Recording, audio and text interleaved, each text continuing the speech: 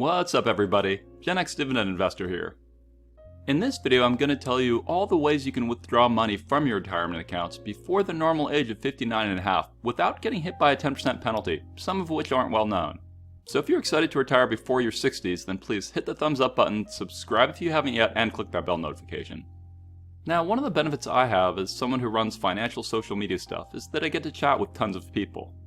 The majority of folks that I've talked to know that you're usually penalized if you take money out of retirement accounts too early, and many people know that there are some exceptions to those rules. But very few know about the rule of 50 or 55, and even less know about the most interesting one, which is IRS Rule 72T, so I think you're going to be pleasantly surprised by what you learn in this video. And when I say retirement accounts, I mean traditional IRAs, Roth IRAs, work 401ks, and 403bs, which are public employer retirement accounts similar to 401ks. There are some other plans that I recommend you research. Now, in order to discourage people from withdrawing from retirement accounts before the age of 59.5, the IRS created a 10% additional income tax penalty above and beyond the income taxes you often pay when you do withdrawals from retirement accounts, regardless of age. Note, each retirement account has their pros and cons associated with them, and I'll elaborate on some aspects of Roths in a bit, as I feel they're the best retirement accounts to utilize if you can, due to their potential tax-free withdrawals at retirement age.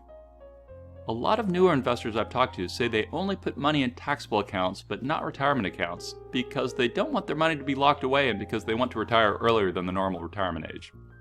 I can understand that, and for some people it could make sense. However, the unfortunate reality is that the majority of people who want to retire early never actually succeed in retiring early.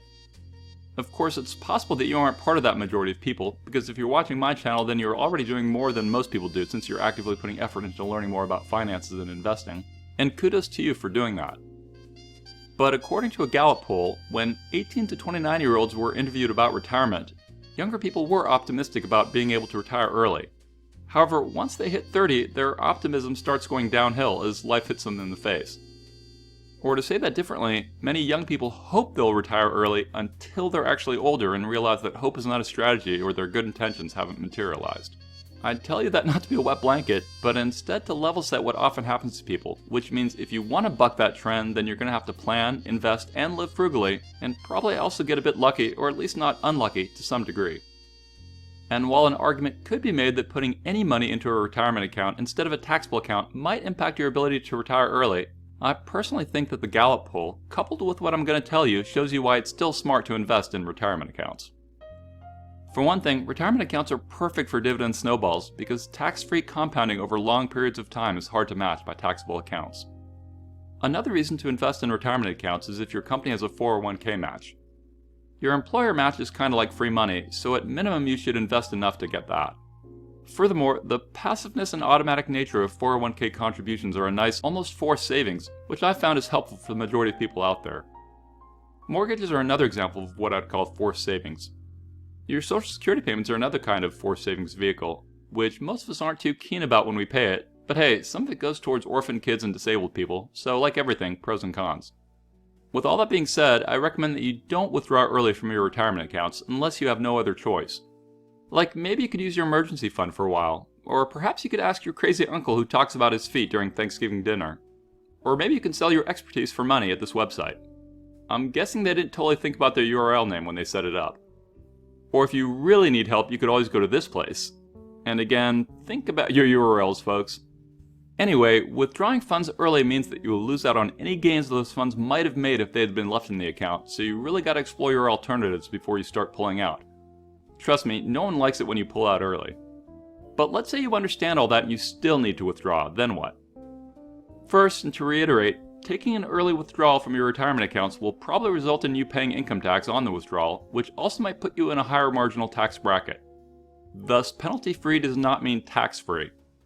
And it's good to be aware that Roth IRA accounts are a bit unique. You can withdraw Roth contributions without penalty or taxes, so some folks use them as emergency savings accounts, which has its own pros and cons. Contributions are the money you put in. Earnings are what you get when you sell stocks or get dividends.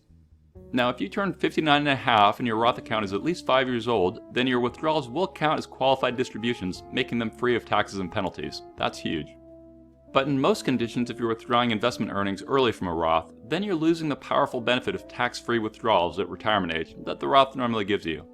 Okay, now with those basic things covered, I'll first summarize the well-known ways you can withdraw from retirement accounts without the 10% penalty, and then I'll share the not so well-known ways that are kinda neat. Please make sure to research any of these if you're interested in them, to ensure they're accurate at the time you're considering doing it. So the well-known ways are based on what the IRS calls hardship situations. The first way that you may be able to avoid the 10% penalty on an early IRA withdrawal is if you use the money for major healthcare expenses that are not reimbursed by your health insurance and which exceed 10% of your adjusted gross income. The withdrawal must be made in the same year that the medical bills occurred. The next way to avoid penalties is if you become totally and permanently disabled. The third way is if you're unemployed and the withdrawal is used to pay health insurance premiums, if you can meet the various requirements.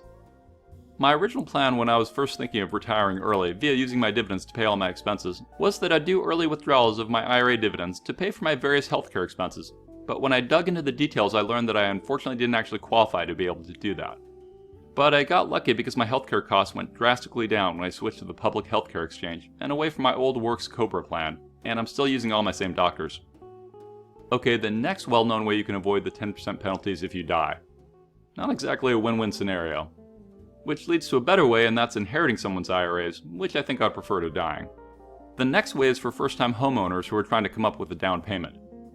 This applies towards taking money out of an IRA, but not a 401k, for a total of up to $10,000 to be used towards your down payment. This also assumes that you haven't owned a home in the previous 2 years, amongst other limitations.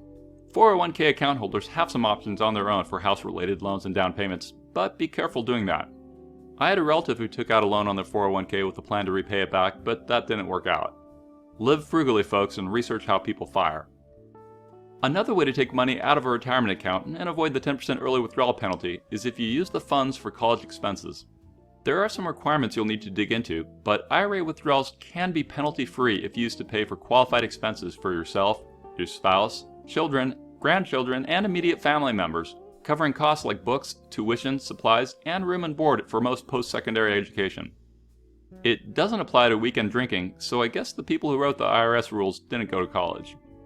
Other common ways to avoid the penalty include if you're called to duty as a military reservist, or if you're on an IRS levy due to taxes owed.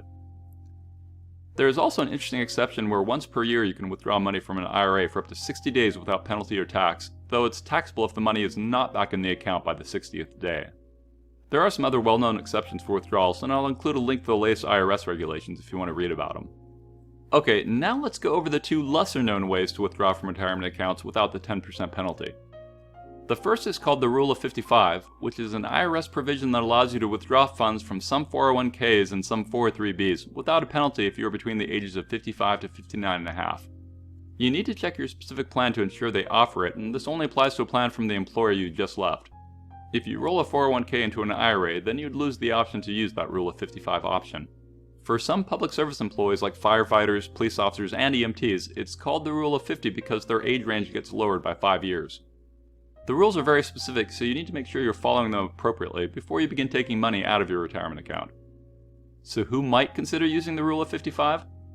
Well, if you can retire early if you do it, then that's probably worth evaluating. Another option might be if you'd like to minimize or eliminate RMDs. Normally, once you turn 72, you'll be required to take the required minimum distributions from some qualified retirement accounts like traditional IRAs. Every dollar you don't take out early could help avoid a larger RMD situation down the road when you have no control over tax rates, so that might compel you. Maybe you want to take a portion of your 401k and do a Roth IRA conversion, which is another reason doing the Rule of 55 is compelling, once you understand all the pros and cons. Okay, now let's go over the least well-known option, which I think is the most powerful, and it's IRS Rule 72T, which some call the Substantially Equal Periodic Payments Rule, aka SEPP rule, which is completely different than SEPP plans, which stand for Simplified Employee Pension Plan. Rule 72T allows penalty-free withdrawals from IRA accounts and other tax-advantaged retirement accounts like 401k and 403b plans. What you need to do is agree to take consistent withdrawals each year for the rest of your life, based on IRS calculations, with a minimum of at least 5 years also being substantially equal periodic payments. The periodic payments you're required to withdraw are taxed at your income rate. The amount of the payments depends on the owner's life expectancy, as calculated through IRS-approved methods. You must also withdraw these funds according to a specific schedule, and the IRS offers 3 different methods for calculating your specific withdrawal schedule. You must adhere to the payment schedule for 5 years or until you reach age 59.5, whichever comes later. unless you're disabled or die. This means you can theoretically start taking distributions from your retirement accounts whenever you want, but realize that once you start you can't stop, which is obviously a limitation. If you deviate from the withdrawal schedule, then you'll incur the 10% penalty plus back interest. That also applies if you make mistakes when calculating your withdrawals, which is why I don't recommend using this powerful option unless you really need it. Let's do an example. Pretend Jimmy is 35 years old and wants to retire early. Let's say he has $155,000 worth of stocks in his IRA. I'll use a 72T calculator on bankrate.com to see how much he would have to withdraw from his account each year. So for Jimmy, I put in $155,000 in for account balance, then you see an input field called reasonable interest rate. This is any rate less than or equal to 120% of the federal midterm rate for either of the 2 months immediately preceding the month in which the distribution begins.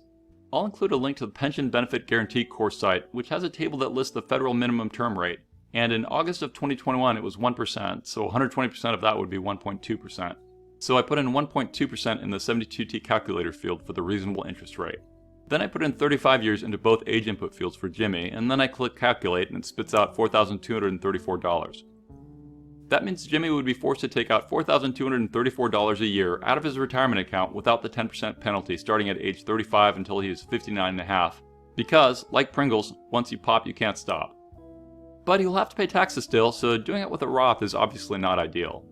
So it must continue until the age of 59.5 has been reached, or for a minimum of 5 years, whichever comes last. For example, if you start a 72T at the age of 57, it must run until you're age 62, then it stops. The calculation is basically assuming the account increases by the percentage you put in, and then decreases by the amount you take out, like an amortization. Now, a cool thing about dividend investors, coupled with the super low interest rates that we have today, is that you may be able to do 72T distributions from your retirement account, all the while never touching your principal. Example, let's pretend Jimmy has a 4% average weighted dividend yield in his retirement account. That means his $155K account would be yielding $6,200 a year in dividends, versus the $4,234 he would be required to take out on an annual basis. Yes, he would have to pay tax on his withdrawal, but he's now also benefiting from an IRA starting at 35 years old, rather than 59.5, without taking an early withdrawal penalty. And if he was in quality dividend companies that were doing increases and such, then his retirement account could potentially be increasing over that time, even as money is flowing out of it. The currently low percentage that the IRS requires you to take out is a conservative approach they seemingly use to help ensure that you will not prematurely deplete your retirement account, which is a double benefit to dividend investors who want to avoid touching the principal. It's not a guarantee, of course, because it's possible that you would be required to sell shares in your account if your yield didn't outpace your required distribution. Also, what might happen is that you do a 72T and start taking out a small amount each year, and then when you hit your normal retirement age, assuming that was more than 5 years away, then you do whatever the normal rules are. If your 72T distributions are modified other than due to death or disability, then the 10% federal income tax penalty plus interest will be retroactively applied to all the distributions you took, beginning with the first year. That means if you're in year 33 of taking 72T payments and you violate the guidelines of the 72T, then you'll have to pay that 10% tax penalty and interest on the entire amount you've withdrawn, which can be a tough penalty for people who might already be in a tight financial spot. It usually sucks if you're in a tight spot. Well, not always. So it's possible that the forced withdrawals could deplete your retirement fund, or you'd be forced to sell your stocks to generate enough cash to do the forced withdrawal amount.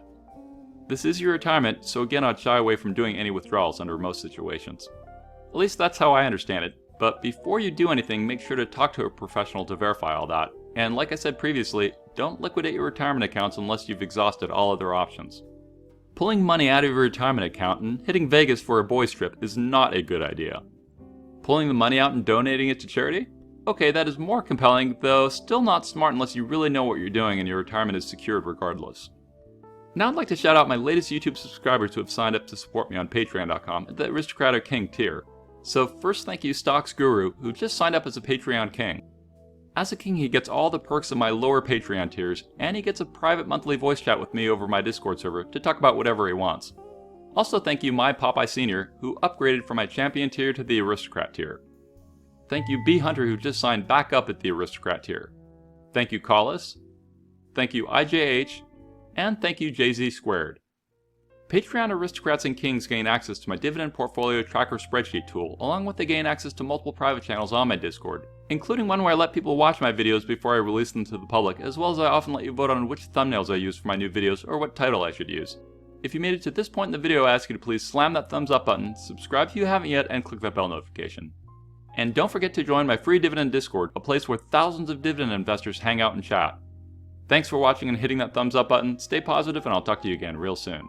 I am not a financial advisor, and these videos are for entertainment, inspiration, and educational purposes only.